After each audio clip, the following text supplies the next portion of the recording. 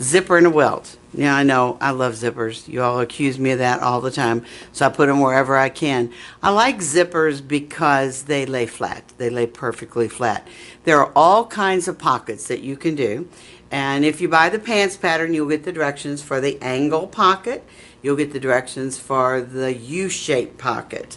But when you make stretch pants, like that are a little bit snugger, neither one of those pockets will do very well for you. So I'm going to suggest that you do the zipper in a welt, because it lays perfectly flat against your body, but you still have the pocket. You just have the zipper to contend with, which is not very much. Now, when I put a zipper in a welt in a pair of pants, I don't make that pocket very deep. Again, totally up to you as to what you want to do. And the reason I don't make it very deep, I just make it deep enough for my credit card and my ID and some change to go into it. But that's totally up to you as to how big you want that zipper to be.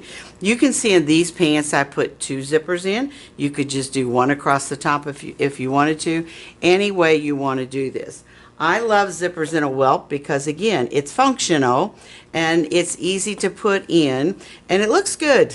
So you're getting a 3 for on this one.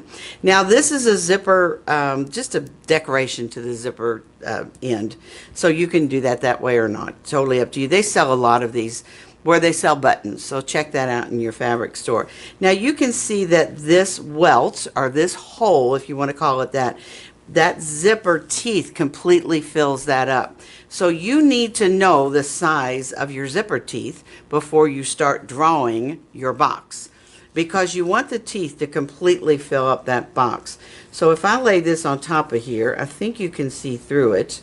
And can you see? That's 3/8 of an inch wide, and if I hold it tight, I think you can even see better. That's going to completely fill up my box. So you want to decide where you're going to put that zipper. If you're making pants, you want to put it high enough that you can get your hand into it. If you're going to put it in a jacket, you want to put it wherever you want to put it. I like to put them in coats. I like to put them in jackets. I even like to put them on the inside. You can put them on the facing of a garment if you want to, and nobody gets to see it, but you have the advantage of having that in the garment. So the first thing you're going to do is draw a box. That box needs to be as wide as the zipper teeth that you're going to use. When you draw a box, totally up to you as to how long you want it to be. You need it at least 6 inches long. It can go all the way up to 7 inches if you want to. If you have room for it, it can go all the way up to there. When you stitch this box to your fabric, just like I showed you earlier when we did a welt pocket, when you stitch this box to your fabric, you want to make sure that you always start in the middle of the box. So I'm going to start in the middle of the box, go to the corner, and count how many stitches it takes you to go to the top of that box. Then stitch across the top, count how many stitches it's going to take to go to the bottom of that, and then keep right on going. Now the best part about doing this is once you have put this actual box and stitched it onto your garment, you're going to cut it open the same way we cut the welt pocket open and turn it to the inside. You will have a hole in your garment. And that hole is going to look like, let me pull this up here and show you. It's going to look like this. So let me get this up here and I'll show you exactly what that hole is going to look like.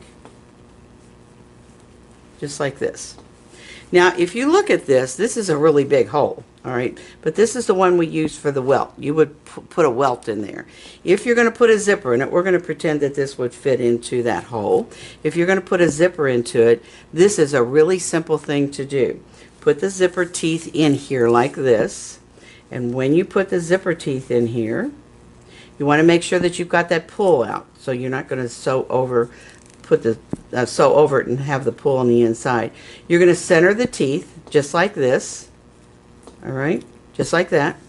Now you can scotch tape that. If you want to scotch tape it on both sides, you can do that, because you can actually stitch through scotch tape and it pulls right back off. All you have to do when you put this zipper in is stitch really close to that edge all the way around. Then when you put the pocket on, all you're going to do is put the pocket onto that edge. You don't have to have it onto anything else. It's just to the edge of that zipper tape. So really, really simple to do. Let me show you that once you've got that on, all you're going to do is to sew that onto the bottom, your pocket, onto the bottom of the teeth. See, there's the tape on the bottom of the tape. And then fold that pocket up and stitch it to the top of the tape. And then stitch the two sides, and you have your pocket and you're ready to fill it up. I hope you enjoyed the video. Now it's time to check out the website. Everything is on there. You can purchase the pattern, the book, all the notions I talked about. You can join the Fit Club and check out the classes where I'm teaching. And be sure to follow me on Facebook.